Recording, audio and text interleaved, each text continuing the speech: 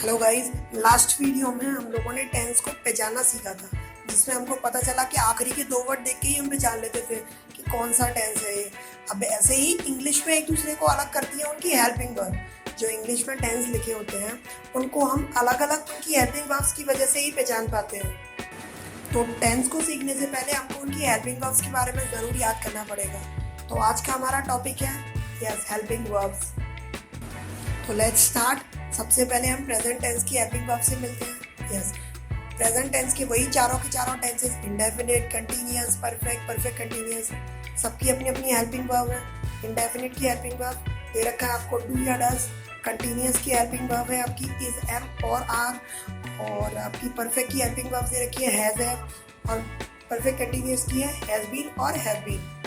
अभी इनमें चॉइस भी है, आपको दिख रहा होगा। डू डज में भी चॉइस है, इसे मार में भी चॉइस है, हैजर में भी चॉइस है, हैजर बीन में भी चॉइस है। तो हम कब किसका यूज़ करेंगे? एक्चुअली इसमें भी एक ट्रिक है। जिन वर्ड्स के साथ यहाँ पर एस लिखा हुआ है, जैसे कि डज है, हमारा इज है, हैज बीन है, ये सब सिंगुलर के लिए यूज़ होंगे। तो आपको याद करने की ट्रिक ध्यान रखनी है, एस फॉर सिंगुलर और इनमें छुपा हुआ S.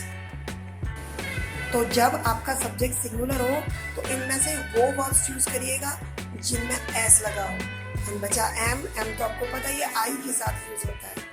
Now come to the past tense. Past tense की भी indefinite, continuous, perfect, perfect continuous सबकी अलग अलग हेल्पिंग वर्ब्स होती हैं। इंडेफिनिट की हेल्पिंग वर्ब आपकी डिड होती है, फिर आपकी वॉज वर होती है, फिर आपकी हैड और लास्ट में हैड बीन होती है। तो डिड तो ऑब्वियस है, डिड, हैड और हैड बीन तो अकेले हैं, तो इनमें तो चॉइस का ऑप्शन ही नहीं। अब भी है हमारे पास वॉज और वर। तो वही सेम रूल जो हमने पिछले वाले में यूज़ किया था, जिसमें एस लगा हुआ है वो वही सिंगुलर के साथ जाएगा। तो जब भी आपका सब्जेक्ट सिंगुलर हो आप वॉज का यूज़ करिए।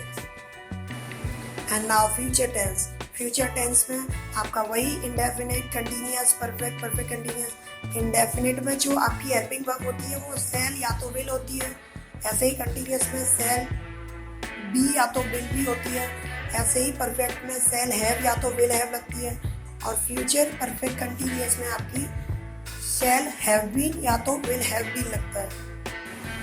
लेकिन प्रेजेंट और पास्ट की तरह इसमें मत समझ लीजिएगा कि सेल में एस लगा हुआ है तो वो भी सिंगुलर दिखा जाएगा, ये बिल्कुल नहीं। यहाँ पर जो सेल है वो आपका आई और वी के साथ जाएगा।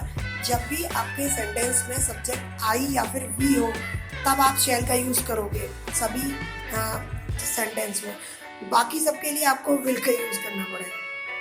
तो ये थी आपकी हेल्पिंग वर्ब्स। तो फर्स्ट ऑफ ऑल आप पहले तो हेल्पिंग वर्ब्स याद करिएगा इनकी सबके, जिससे कि आप टेंसों को एक दूसरे से अलग दिखा सकें। और आपने लास्ट वीडियो अच्छे से देखी थी ना, तो आपके लिए एक क्वेश्चन है मेरा। आप बताइए मुझे, राधिका खाना खा रही है कौन सा टेंस है? पहचानिए। चलो आंसर बताते हैं आपको। इसमें पीछे है लगा हुआ है, दैट मीन्स ये आपका प्रेजेंट है, और रही है बिना समय के लिए, तो ये आपका सिर्फ कंटीन्यूअस है। तो ये आपका टेंस हुआ प्रेजेंट कंटीन्यूअस टेंस। तो आगे हिंदी से इंग्लिश में कन्वर्ट करने से पहले हमको कुछ चीज़ें और पढ़नी पड़ेंगी। जो अभी हमने सेंटेंस बोला था राधिका खाना पका रही है, उसमें राधिका जो है वो एक सब्जेक्ट है। सब्जेक्ट सेंटेंस में वो होता है जो एक्चुअली वो काम कर रहा होता है।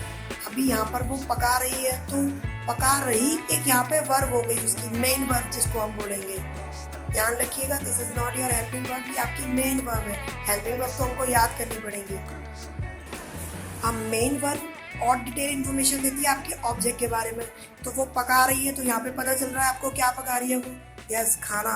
तो यहाँ पर जो खाना है वो आपका ऑब्जेक्ट है। तो सब्जेक्ट हुई राधिका, और आपकी वर्ब हुई पका रही, और आपका ऑब्जेक्ट हो गया यहाँ पे खाना। तो आप अगर ये पहचान पाए हो तो नेक्स्ट वीडियो में हम बनाना भी सीखेंगे।